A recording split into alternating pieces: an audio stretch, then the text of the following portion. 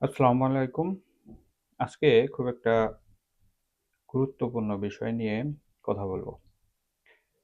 আ অনেকেই মেসেজ করেন, "ভাই আমার সৌদি আরব বা দুবাইয়ের হেভি লাইসেন্স আছে। আমি কি আমেরিকায় এসে ট্রাক চালাতে পারবো?"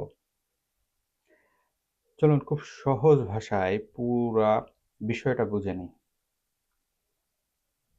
প্রথম কথা হলো সৌদি, দুবাই বা ওমানের ট্রাক লাইসেন্স আমেরিকায় সরাসরি বৈধ না।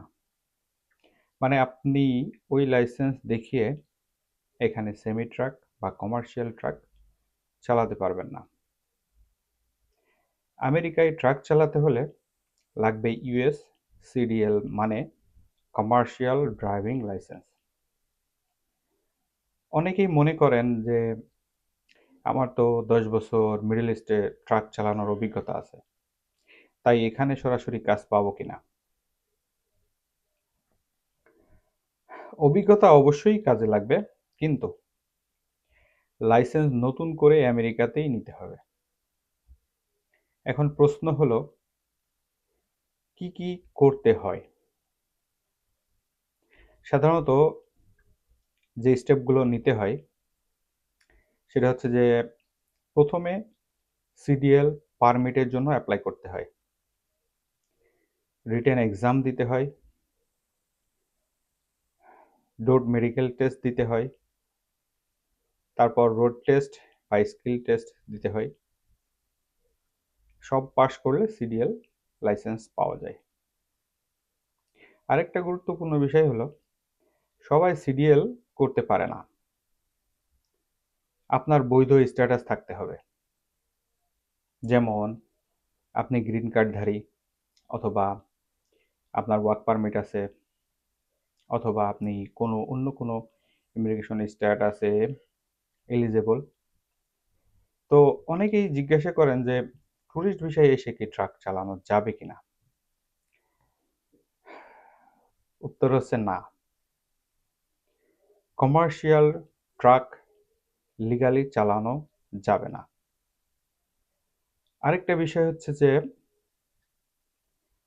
অনেকে ইউটিউব, ফেসবুক বা অন্য কোনো সোশ্যাল মিডিয়া থেকে উম শোনেন যে ফরেন লাইসেন্স কনভার্ট করা যায় আমেরিকাতে। বাস্তবে আমেরিকাতে সাধারণত কানাডা অথবা মেক্সিকো এর কমার্শিয়াল লাইসেন্স ছাড়া অন্য কোনো দেশের সিডিএল অ্যাকসেপ্ট করে না। তাই মিডল ইস্ট লাইসেন্স থাকলে সেটা এক্সপিরিয়েন্স হিসেবে ভালো, কিন্তু এখানে নতুন লাইসেন্স করতেই হবে। তবে একটা ভালো খবর আছে, সেটা হচ্ছে যে যাদের আগে থেকেই হেভি ড্রাইভিং এক্সপিরিয়েন্স আছে তাদের জন্য সিডিএল শেখা তুলনামূলক সহজ হয়।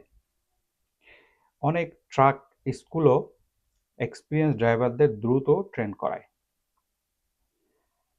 শেষ কথা এটাই যে ভুল তথ্য শুনে টাকা নষ্ট করবেন না। অনেকে বলে লাইসেন্স কনভার্ট করে দিব বা সরাসরি জব দিব, এগুলো ভুয়া কথা। সবসময় অফিসিয়াল নিয়ম জেনে তারপর সিদ্ধান্ত নিন।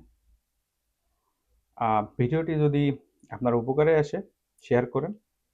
আর আমেরিকার সিডিএল, ট্রাক জব, ইমিগ্রেশন বা ওয়ার্ক পারমিট নিয়ে আরও ভিডিও পেতে ফলো করে রাখুন।